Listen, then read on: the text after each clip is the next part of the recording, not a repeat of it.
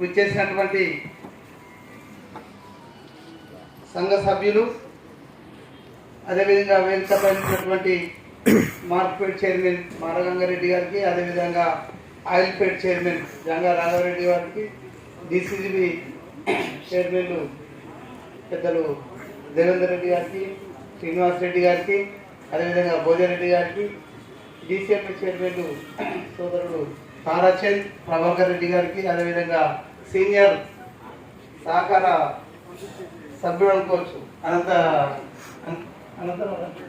అనంతరెడ్డి గారికి, అదేవిధంగా market director, అదేవిధంగా నల్గొండ డిసిసిబి వైస్ చైర్మన్కు అందరికి కూడా నేను పిలవగానే వచ్చినందుకు అందరికీ పేరు పేరున ధన్యవాదాలు తెలియజేస్తూ, ముందుగా ఈ అవకాశం నాకు ఇచ్చినటువంటి పెద్దలు రాష్ట్ర ముఖ్యమంత్రి వర్యులు రేవంత్ రెడ్డి గారికి,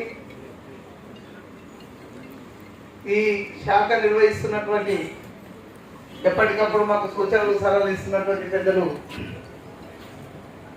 తుమ్మా నాగేశ్వరరావు గారికి, అదేవిధంగా ఈ డిపార్ట్మెంట్ సిబ్బందికి అందరికి కూడా ధన్యవాదాలు తెలుస్తూ, ముఖ్యంగా ఎందుకంటే నేను 1987లో సహకార సంఘం డైరెక్టర్, ఆ తర్వాత 2 సార్లు అదే సంఘానికి 2004 నుంచి మొన్నటి లాస్ట్ ఎలక్షన్ వరకు కూడా నేను 15 సంవత్సరాలు చైర్మన్గా, ఫస్ట్ టైం మేము బ్యాంక్ డైరెక్టర్గా, రెండోసారి డిసిఎంఏ డైరెక్టర్గా కొనసాగిన.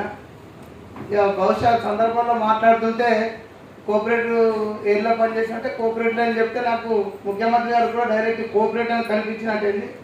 కోఆపరేటివ్ అనేది దానికి నన్ను చైర్మన్ చేసి, అంటే వాస్తవానికి కోఆపరేటివ్ అని ఎక్కువ రోజులు ఉన్నావు కదండి, కోఆపరేటివ్ దానికి చైర్మన్ చేసి. వాస్తవానికి ఈ సంఘం గురించి నాకు 15 సంవత్సరాలు చేసినప్పటికీ సంఘం ఉన్నదా, ఈ యూనియన్ ఉన్నదనే విషయం నిజంగా నాకు తెలియదు. నేను అర్ధరాత్రి 11:30 గంటలకు అనౌన్స్మెంట్ అయింది మా అందరికి.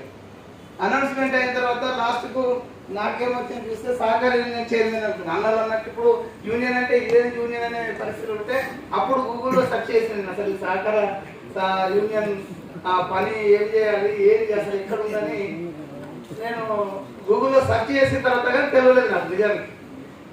అందుకే నేను ఆ సహకార సభ్యుడిగా, అంటే సుమారు 20 సంవత్సరాలు సహకార సభ్యుడిగా కొనసాగిన.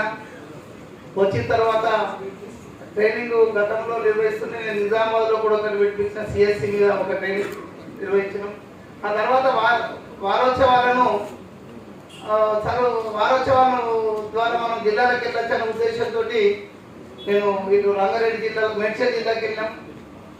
మా శివన్న హుస్నాబాద్ పిఎస్ఏ చైర్మన్, అంటే ఒక బ్రహ్మాండమైన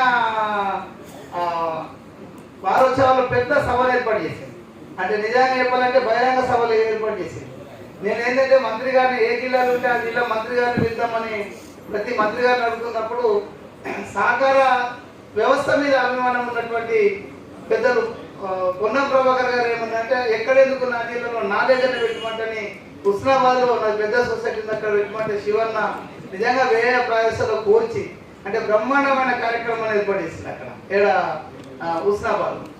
అంటే ఈ విధంగా మొన్న కమిషనర్ గారు ఇచ్చినటువంటి ఆదేశాల మేరకు ప్రతి జిల్లాలో కూడా సిఎస్సి పైన మాజీ డిసిఎంఏ చైర్మన్ నారాయణ రెడ్డి గారిని, హైదరాబాద్ నారాయణ రెడ్డి గారిని కూడా ఆహ్వానిస్తున్నాం. అయితే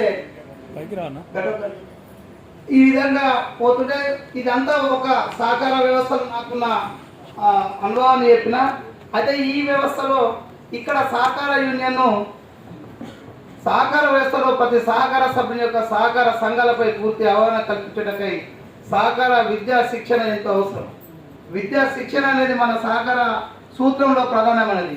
ఇట్టి సూత్రానికి అనుగుణంగా సహకార సంఘాలని సభ్యులుగా మొట్టమొదటిగా 1925లో హైదరాబాద్ కేంద్రంగా సహకార యూనియన్ ఏర్పాటు చేయడం జరిగింది. అంటే ఇది తెలియాలి, ఎందుకంటే వాస్తవానికి నాకు తెలియదు కాబట్టి నేను కూడా ఇచ్చి రాయించుకున్నా. అది 1925లో ఇక్కడ స్వతంత్రం రాకముందే సహకార యూనియన్ ఏర్పడింది. ఆ తర్వాత 1966లో ఏపీ సహకార యూనియన్ ఏర్పడింది. 2000